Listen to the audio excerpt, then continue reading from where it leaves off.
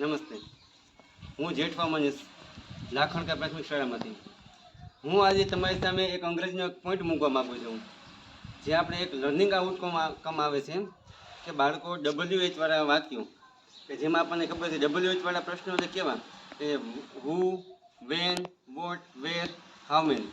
આવા પ્રશ્નોના વાક્યોના માટે બાળકો કેમ સહેલાઈથી સમજી શકે એના માટે હું તમારી સામે એક TLM લઈને આવું છું. ચાલો હું તમને મારી ગામનું એક સરસ મજાનું વોલ પેઇન્ટિંગ બતાવું છું.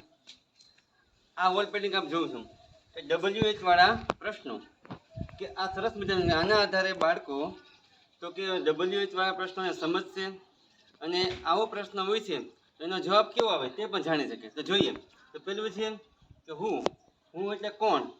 હું વાળો પ્રશ્ન હોય તો એમાં જવાબમાં આવે છે વ્યક્તિનું નામ. બીજો પ્રશ્ન વેર. વેર એટલે ક્યાં.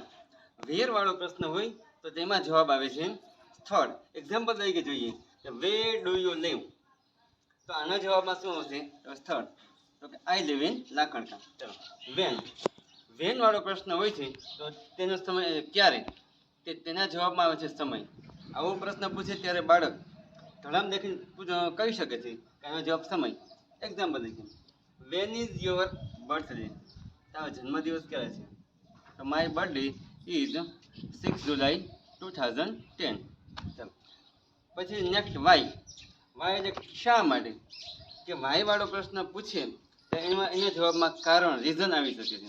એક્ઝામ્પલ તરીકે વાય આર યુ એંગ્રી, તો આઈ એંગ્રી લાસ્ટ સન્ડે. ઓકે, એના જવાબમાં કારણ આવે.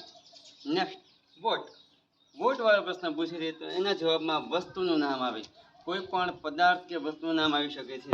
તો કે એક્ઝામ્પલ જોઈએ what is your name, what is in your hand, what is your birthday. આવું નિર્જીવ કે પદાર્થનું નામ આવી શકે છે. આવી રીતે આપણે આપણા શાળામાં WH વાળા પ્રશ્નોને બાળકોને સરળતાથી શીખવી શકીએ. તો આ TLM આપને કેવું લાગ્યું? તમે પણ આવું TLM સરસ બનાવી તમારા ક્લાસરૂમમાં, તમારા વર્ગમાં કે તમારી શાળામાં તમે આનો ઉપયોગ કરી શકો અને આ રીતના WH વાળા પ્રશ્ન વાક્યો બાળકો બોલી શકશે, સાંભળી શકશે અને પ્રશ્નના જવાબ આપી શકશે.